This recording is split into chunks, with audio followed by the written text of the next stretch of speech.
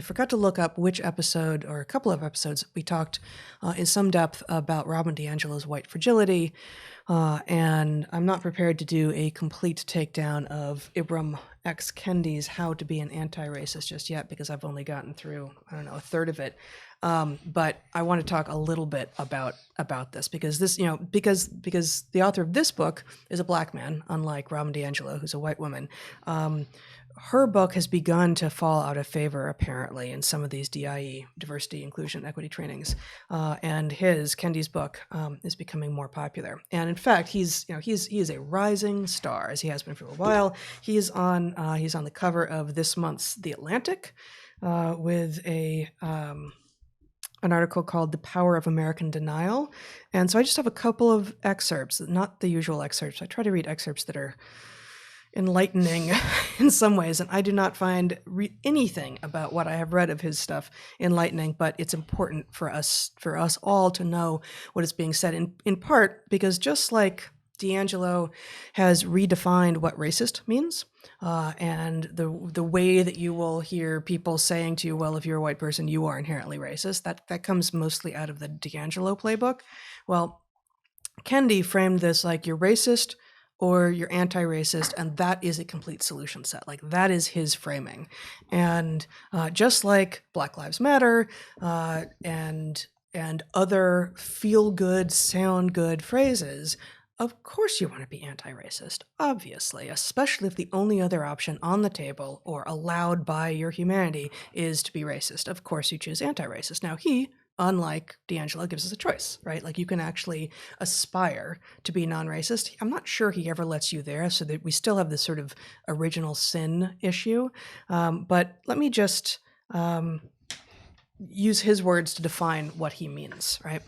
So from this September 2020 issue of The Atlantic, he says, this is Kendi, from 1977 to 2018, the General Social Survey asked whether Black Americans, quote, have worse jobs, income, and housing than white people, mainly due to discrimination. Kendi writes, there are only two answers to this question. The racist answer is no.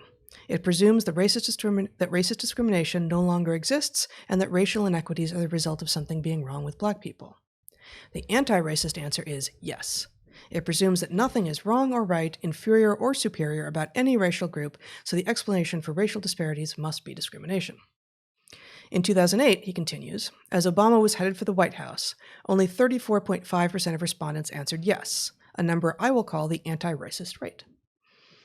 This was the second lowest anti-racist rate of the 41-year polling period. The rate rose to 37.7% in 2010, perhaps because the emergence of the Tea Party forced a reckoning for some white Americans, but it fell back down to 34.9% in 2012 and 34.6% in 2014. So he has defined, just to I have more quotes here, but what he has done here is said that, once again, the actual question being asked by the General Social Survey is, do Black Americans have worse jobs, income, and housing than white people, mainly due to discrimination? There are only two answers to this question. Now, of course, that question is itself a whole bunch of questions, and you might legitimately say, well, I can't answer that question. That question is too many questions already, right? But Kendi puts that aside. He says, no, actually, either yes, it's mainly due to discrimination, in which ding, ding, ding, you win, you're an anti-racist, or at least you're aspiring to be, or no, I think that some other explanation is also in play here. No, you lose, you're a racist. These are the only two possible answers that he will allow for. So I would point out also that this, while Kendi, as far as I know, isn't involved in the sexist and binary part of the intersectional movement, it's all the same group. And guess what? They're wrong on both fronts. Like, sex is a binary, like male and female are real, and that's what we have and have for 500 million years. But disparities in outcomes between racial groups, that's not a binary. Disparities in outcomes between racial groups undoubtedly has a strong explanatory variable in historic racism and some explanatory variable in current racism. But the idea that it is the only thing that you are allowed to consider, else you have demonstrated that you are racist, is not a legitimate rhetorical tactic. But I will say this for Kendi, he is an excellent what would it be? Rhetorician? Rhetoric guy. I'm not sure. He's very smart. He's great with language. I'm sure he could write and talk circles around D'Angelo, who's much simpler to get rid of. So just to point out a few more of his definitions from the book, from How to Be an Anti-Racist. Here are 3 more places where he sort of defines his new coding of racist versus anti-racist. 1. If racial discrimination is defined as treating, considering, or making a distinction in favor or against an individual based on that person's race, then racial discrimination is not inherently racist. The defining question is whether the discrimination is creating equity or inequity. If discrimination is creating inequity, then it is racist. He then goes on to say, if discrimination is creating equity, which is to say equal outcomes, that's what equity means, equal outcomes, then it is anti-racist. So discrimination that creates equal outcomes is anti-racist. This is why you should and could and absolutely must really strive to be not anti-racist. Certainly not racist, but not anti-racist either, because that's ridiculous. 2, from page 20 of his book, there is no such thing as a not racist idea. Only racist ideas and anti-racist ideas. So what is a racist idea? A racist idea is any idea that suggests that one racial group is inferior or superior to another racial group in any way. 3, from page 64. Even like marathon running? Well, we're getting there. Oh, okay. Page 64. To be anti-racist is to view national and transnational ethnic groups as equal in all their differences. To be anti-racist is to view the inequities between all racialized ethnic groups as a problem of policy. So, I thought we might discuss a few examples of people of European descent being worse or more susceptible to things. And using Kendi's examples, then we're clearly engaging in racism when we talk about Europeans not being as good at something. The obvious example, as you just pointed out, Brett, is marathon running. So, so Zach, if you want to show this briefly, this is a 2012 article from The Atlantic, the very same once great monthly publication that is now putting this kind of ridiculous thinking on its cover. Why Kenyans make such great runners, a story of genes and cultures. It's quite a good article. From it, I'm not sure if I can find, Zach, if you want to give me my screen back, I'm going to read a excerpt from this article. Which doesn't find, this article is not a piece of original research, which points to the now well-known finding that Kenyans are better, and it's not just even Africans per se, but Kenyans are better at long-distance running. And that Kenyans and Ethiopians is the... it's not as clear apparently for Ethiopians. The finding, the statistical finding for Kenyans it's much more clear, and in fact, it seems to be a particular tribe within Kenya. Okay. So here we have an extended quotation from this 2012 Atlantic article. It turns out that Kenyan success may be innate. 2 separate European-led studies in a small region in western Kenya, which produces most of the race winners, found that young men there could, with only a few months' training, reliably outperform some of the West's best professional runners. In other words, they appeared to have a physical advantage that is common to their community, making it probably genetic. The studies found significant differences in body mass index and bone structure between the Western pros and the Kenyan amateurs who had bested them. The studied Kenyans had less mass for their height, longer legs, shorter torsos, and more slender limbs. One of the researchers described the Kenyan physical differences as bird-like, noting that these traits would make them more efficient runners, especially over long distances. Surprisingly, the 2012 Atlantic article continues, Western popular writing about Kenyans' running success seems to focus less on these genetic distinctions and more on cultural differences. For years, the cultural argument has been that Kenyans become great runners because they often run several miles to and from school every day. But about a decade ago, someone started asking actual Kenyans if this was true, and it turned out to be merely a byproduct of Western imaginations. 14 of 20 surveyed Kenyan race winners said they'd walked or ridden the bus to school like normal children do. Another cultural argument says they run barefoot, which develops good habits, but if this were true, then surely the far more populated countries of South Asia, where living without shoes is also common, would dominate over Kenyans. Another ascribes it to the, quote, simple food of Kenya, but this again is true of many other parts of the world, and Kenya's not-so-great health record suggests the country has not discovered the secret to great nutrition, and there is a cringe-inducing theory still prevalent that Kenyans' history as herders mean they get practice running as they chase their sheep across the countryside. So I think there's a lot to be said here, but one of the things to be said here is that all of those cultural hypotheses that are apparently preferred in the Western press are themselves pretty freaking racist, right? They smack of this old school cultural anthropology, which was like, okay, we're going to come in on our white anthropologists on our white horses.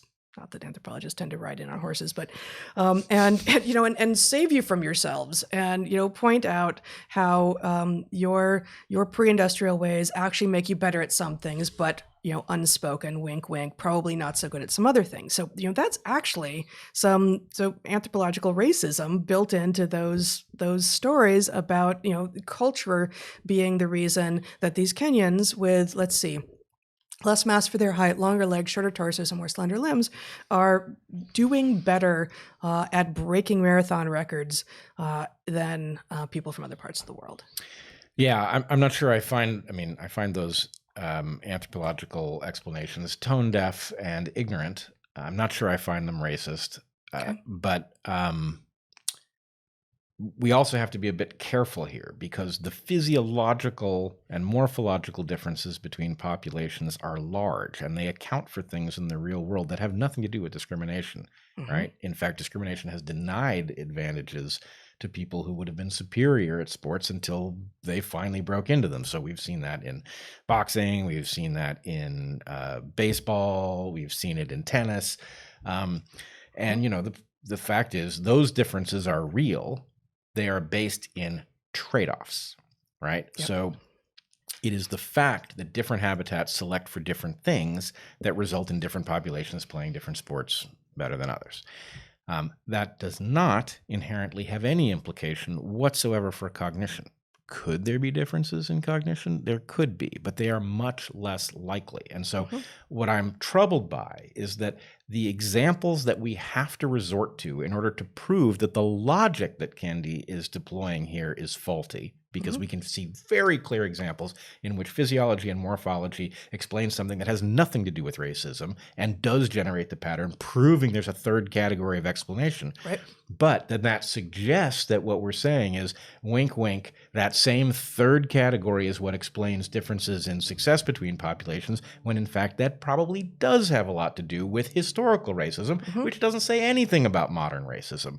And so again, I'm feeling just a bit hopeless, because the real problem with his argument is that almost nobody has the patience and the knowledge set to be able to go through it and see exactly where the little logical errors are that have these gigantic effects on the conclusion, right? So you have to be able to spot those things. Basically, at some level, I feel like all of us need to spend a week going through these arguments and figuring out which part of them is true, which part of them is faulty, what implication it has for the conclusion, because otherwise we're going to tear civilization apart over the fact that most people do not know how to take apart Kendi's argument. Right. So go ahead. We've got Kenyans being better at marathon running at the disease level. So we have said race is a bastardization, a messy, imprecise at best, inaccurate, very, very often, if not always, representation of a real genetic and evolutionary concept called population, right? And we can see with regard to disease also that there are distinctions between groups. Tay-Sachs is concentrated among Ashkenazi Jews, right? Sickle, being homozygous for sickle cell anemia, is concentrated among African Americans within North America, right?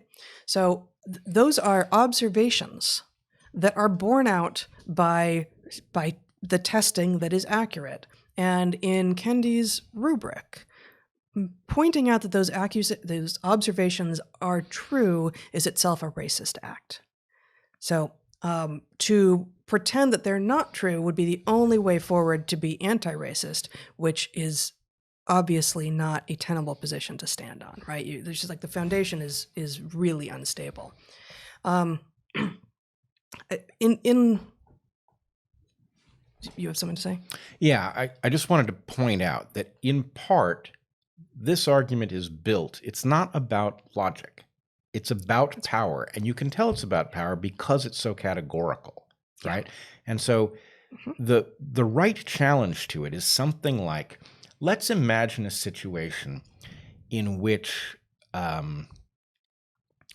some group of violent white identitarians are kidnapping black people and killing them, right? Where the explanation is 100% racism. It is still not correct in that case to say the only possibility is this. In other words, the idea that a logical argument requires, as you point out, it requires a complete solution set of answers that could be right. Even when there's no currency to one of those answers, it still exists as a formal possibility. And any argument that says the formal possibilities that aren't an important player in the story are no longer formal possibilities is about ruling them out for reasons that aren't logical. They're about power. They're about right? power. And That's so, right. you know. And the fact that he's defining, and this is now spreading throughout all of these diversity, inclusion, and equity workplace trainings that many of you have been forced to sit through, that he is defining the solution set as racist versus anti-racist. And anti-racist he's not ambiguous about this. It requires equal outcomes for any group that you could define, any group, which also means you can just create your own group and say, I'm underrepresented because I just created myself, and I don't find myself over there, so you'd better hire me because I need to be represented there. Yeah, it's a loophole. I can invent a new gender. My gender is one that oscillates between male and female. I spend 2/3 of my time male, 1/3 of my time female, and I just reverberate back and I have bad news for you. Uh-oh. I don't think that's a new gender. Oh. I think it's been done. Touché. Yeah. All right. It's a little hard to know how to come back from that. But yeah. Well, you could publicly for the first time here announce what your actual pronouns are. The pronouns I use for myself and why? Are me and I. Yeah, but with regard to the pod of orca that you identify as? Oh, I definitely identify as a pod of orca. And why is that again? Is that because it gives voice to my black and white sides? I don't know. Something. Oh, yeah. You're adult and you're juvenile. You're the yin, the yang. Enough of this playing with these very dangerous concepts. But yeah. Yeah, well, actually, so a few more things from the book, and then I have something that a teacher, a public school teacher who had to sit through some faculty and staff training in the last couple of weeks, sent me, in which supposedly, which is built on all of this D'Angelo Kendi style thinking. But just, other things that he says in this book, he takes some time to explain why pre-modern Islamic slave traders were not pursuing racist policies. Wait. It's going to take me a second. Well, yeah, it would. It should take you a long second, actually. A very long second. I did not see this coming. Nope. He says, pre-modern Islamic slave traders, like their Christian counterparts in pre-modern Italy, were not pursuing racist policies. They were enslaving what we now consider to be Africans, Arabs, and Europeans alike. At the dawn of the modern world, the Portuguese began to exclusively trade African bodies. Prince Henry's sailors made history when they navigated past the feared Black Hole of Cape Bojador off Western Sahara and brought enslaved Africans back to Portugal. So I'm sure that he would not say that he was being an apologist for slavers who weren't being slavers in a racial way, but it certainly seems like that's what he's doing. He's focusing on racialized, by which he actually means just geographically focused. Yeah. And elsewhere in the book he makes it clear that actually geography isn't race, that race is not real, and so he's going back and forth between all sorts of arguments and being inconsistent. But he makes a point of sort of excluding the pre-modern Islamic slave traders from his ire because they were equal opportunity slavers or something. So that's one thing. And so, he obviously points out the flaw in his own argument, which is that even in the case of a completely racialized slave trade, you don't know that it would have been if the geography had been distributed differently. Yeah. What a mess of an argument. Yeah. So a couple pages later, he talks about Linnaeus, who, as we know, as biologists, and as many people who remember their high school biology will remember, was the guy who first tried to start categorizing life on Earth with these sort of, binomial species names, so like Homo sapiens, Felis sylvestris, Canis domesticus, or Canis familiaris? Canis familiaris. That's humans, domestic cats, domestic dogs. And Linnaeus was, as we know, actually, very confused at one level. He called it, he identified as scala naturae, in which you were ascending to become better and better and better, and humans were the top.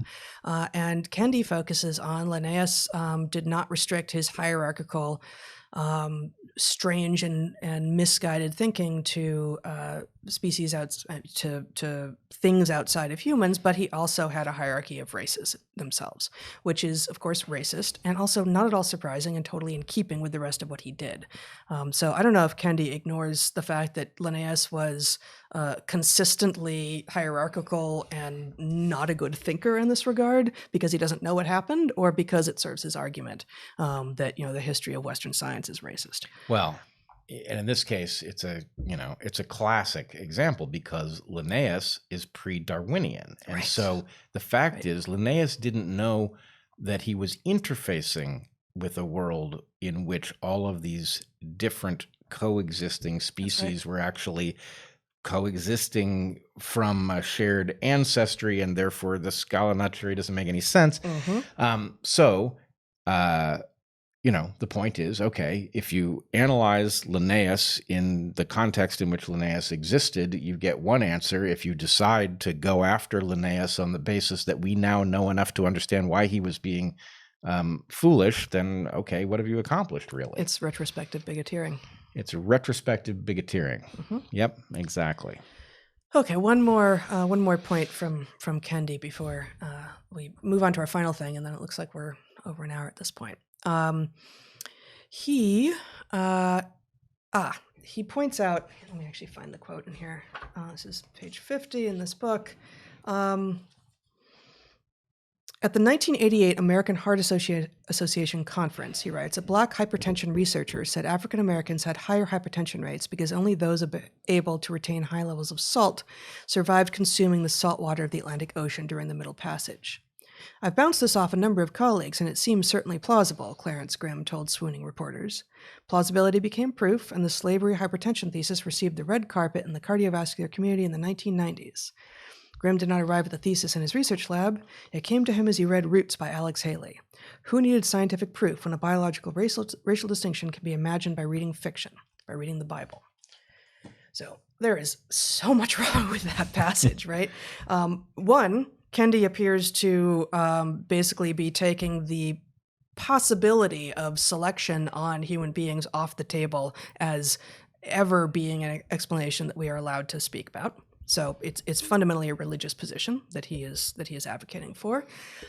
He clearly misunderstands what science is, because the idea that a researcher got a hypothesis from a source that wasn't in his lab while wearing his white lab coat and handling glassware is, of course, where that's what hypothesis is. Ideas are creativity. They do come from serendipity. They do come from people actually exposing themselves to ideas far and wide and being in places that they haven't been before and not foreseeing what it was that they would find.